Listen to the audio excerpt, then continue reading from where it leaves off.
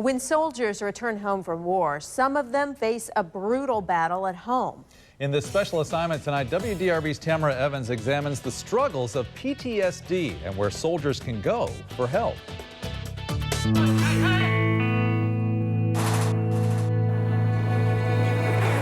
Been in the military since I was 19. I went from high school to basic training, and the Army was my home.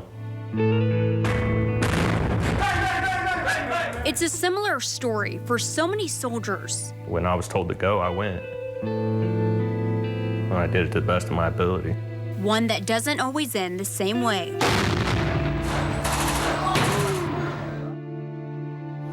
It was actually brought to my attention because when I came back, I was normal in my own case because everybody around me was doing the same thing. Juan Guzman is a former soldier who spent 7 years in the military, most recently at Fort Knox. So it's hard, and so everybody's learned to live without you. So it's hard to get yourself back into that group.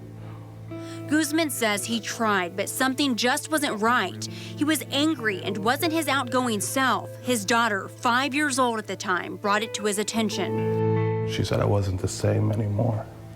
That kind of made me realize that something was wrong. Juan Guzman is not alone. I became paranoid that everybody was either watching me, trying to hurt me, was a threat to me. When I'd go in someplace to eat or go into Walmart to buy groceries, doing automatic threat analysis on everybody in there who would be the first person I would have to take out to get out of there. They're struggling with a mental health disorder called PTSD. PTSD, the first thing that goes is your sleep. So you don't sleep, you become grouchy and angry because you're not sleeping. It's a disorder that can happen to anyone, but more and more we're hearing about soldiers battling this new war. It is a traumatic event that has triggered this reaction in their body, and they're not recovering from it. It's not going away naturally. Dr. Laura Johnson is a psychologist at Fort Knox. She says when soldiers return home from combat operations, they are screened on different criteria, having nightmares or withdrawing.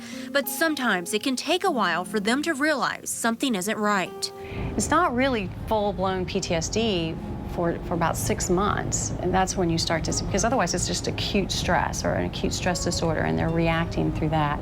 And even then, some still don't talk about it. Well, they're not telling us what's going on, then we have no way of knowing.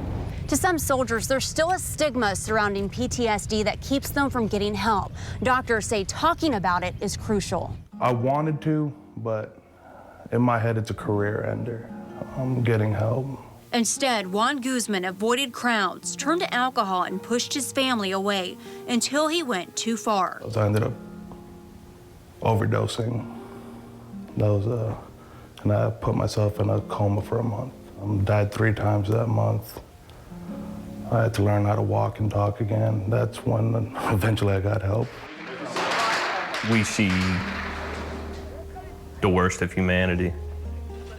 I mean, the worst thing that human beings could do to each other, we witness. This soldier is still struggling with PTSD. He was placed on medication, but this is another way he's getting help. I draw a lot. That's part of my therapy that I've prescribed myself as art therapy. He, like dozens of other soldiers, have turned to Christy Faulkner, the woman behind the nonprofit in Radcliffe, Kentucky, called Operation Resilient Warrior. She encourages alternative treatments rather than medication. There are equestrian programs where they go and get to ride and care for horses, which helps quite a bit. Music therapy, art therapy. And she says the therapy is helping the soldiers. Like them, Faulkner has also experienced PTSD, but on the other side of it as a wife. It changed the dynamic of our family, what it was before, to the new, what I call the new normal, understanding why it's that way and adapting. Dr. Laura Johnson says the military is taking PTSD seriously and raising awareness about it. She says Fort Knox offers soldiers different types of therapy and programs, including a warrior wellness group. They also encourage soldiers to get help at any time, including late at night at the emergency room on post. She says as the war wears on, more people are coming forward for help wrestling with symptoms, although it isn't always PTSD. It has become more acceptable to seek help. It's become almost unacceptable not to seek help if you're struggling with something. It's the soldiers who aren't getting help that are a concern. Suicides for soldiers nationwide are up, on average 22 soldiers a day. That's something those close to the health disorder are hoping to help prevent. Because 22 a day is too many. One is too many.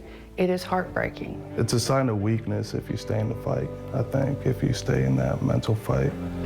I think the stronger person is the one that can raise their hand and say, yeah, I need help.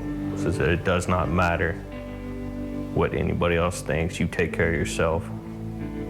And if you have a family, you take care of yourself so you can take care of your family. And we want to make sure you're getting the help you need if you're struggling with PTSD. There are many places you can turn. You can find a whole list of them inside this story on our website, WDRB.com. A Louisville judge ordered